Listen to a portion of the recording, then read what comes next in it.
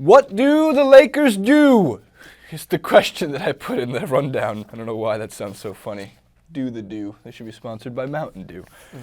So first things first on the administrative side, the things that you guys care so much about and watch TYT Sports for, Jeannie Buss has control, actual majority control, even though she already had majority control, but now actually has majority control of the Lakers, which is good. It's what Lakers fans wanted.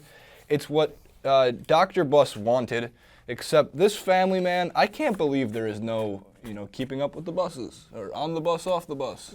Just something with Jeannie and Jim and Johnny. Who would watch that? Who? Bart. Bart would watch that.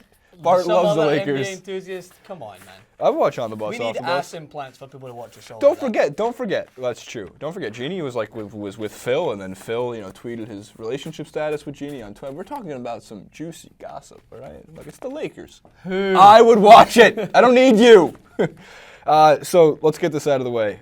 Jeannie's lawyer said it's hard to imagine a better outcome. I wonder why. Maybe because he's her lawyer. Yeah. But Bill Plaschke for the LA Times, a fantastic writer, as always, and constantly on Around the Horn on ESPN. As he puts it, only after Jim had run the team into the ground did Jeannie finally exert her ultimate authority by reassigning him late last month. Reassigning him. He almost immediately challenged the authority in court, and while the threat was initially rebuffed, there was still a probate court trial scheduled for May 15 to resolve the matter. Regardless, they handled it outside.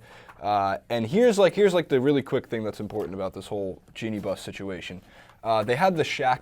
We'll show you some pictures of his statue unveiling, which to Lakers fans is a huge deal because they've got so many legends, and you've been to Staples Center. Love it. There's a lot of statues, and Magic. Shaq actually got a really cool Magic, Jerry West. Shaq got a really cool Duncan. statue. Yeah, Duncan. Yeah. Very appropriate for Shaq. While both men have admirably thrown themselves into new jobs, we're talking about Rob Pelinka, the new GM, and Magic Johnson, who was head of president of basketball operations. They missed the ceremony Friday. Why, Francis? To scout college prospects in the tournament. They're not in it for the PR. They're in it to rebuild the Lakers. It's little things like that that make a huge difference in the long run. Now, the more important stuff, the trade rumor stuff, the free agency rumor. Here's two quick graphics. Francis, the number 1 and number 2 free agents heading into this season are likely staying with the Warriors. I know we've seen crazier stuff in the past, but KD's number 1. I think he picks up his option. Steph Curry's number 2. How are they not going to throw all their money at him, right? But 3, Blake Griffin. 4, Chris Paul. 5, Gordon Hayward. 6, Kyle Lowry. 7, Paul Millsap. Interesting. Blake Griffin, in my opinion, will leave the Clippers. We talked about this yesterday. I think Dan's going to run him out of town. Yeah, there's several. I don't think Dan's alone in this camp, and I don't blame him for this because although I think Blake Griffin does take the brunt of a lot of the criticisms, any star player who has aesthetically everything you want in a basketball player, but then cannot help deliver you to where you think you should be as a team. I don't know, like the Western Conference Finals? Yeah, exactly. So start for that. So they're going to face the brunt of it, and that's all part and parcel with being one of the biggest names on the team.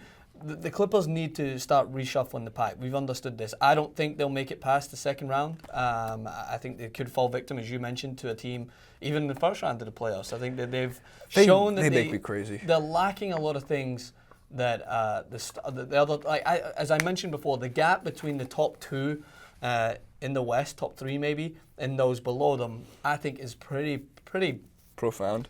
I would say profound. I think that I would even go as far as saying that in the Eastern Conference there's a closer gap between some of those teams when we expected that the Cavs were so far superior than everyone else. They're the number 2 seed. Everyone panicked. They're struggling at the moment. But I think that the Clippers do lack that the ability to finish out games. We saw them blow a lead against the Kings. I'm sure there's Dan shaking his head. I watched that game intently. And I mentioned that on the clip yesterday, it's not just that the players aren't there to go through. Even those star players, I think, lack belief that they have what it takes to push this franchise to where it wants to be. So in order to do that, unfortunately, you just need new blood. I think that will be, in my opinion, a new coach also. But Blake Griffin is a player that often will be the sacrificial lamb.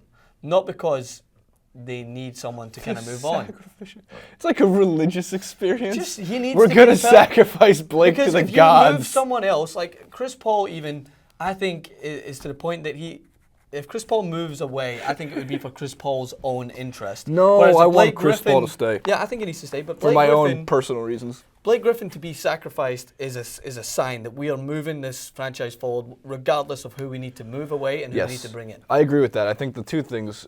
So on the Clippers note, if they sacrifice Blake Griffin, maybe like in return, like they give DeAndre Jordan a 3. Like a 3-ball shot. Like, can you imagine? Just like, oh, we sacrificed him. Now DeAndre Jordan's hitting 35-footers. It's unbelievable. We have no idea how it's happening. They could sign and trade, which we talked about last season. And if they do a sign and trade, the Lakers are a good team to do that because there are players, Julius Randle or Brandon Ingram, who are available in these type of deals. And don't think that Magic Johnson isn't a cutthroat business salesman. First of all, it's hard to say no to Magic Johnson, as even like other players have said. Even LeBron said, I don't know, man. It's hard to say no to Magic Johnson for obvious reasons. He's a very charismatic guy. He's been, in the forefront of LA sports culture. When you really think of LA sports culture now, Magic is one of the faces that comes to mind because he also has a stake in the Dodgers. Yeah, so this guy lives and breathes LA sports and a good relationship with Jeannie Buss as well.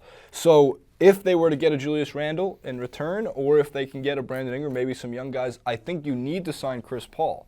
I think keeping Chris Paul and DeAndre Jordan is a major thing. Now, for the Lakers, if they can get Blake as somebody to maybe have Luke Walton start to figure out a different scheme, I think Luke Walton's smart enough to not draw up plays, as Dan has mentioned multiple times in the fourth quarter.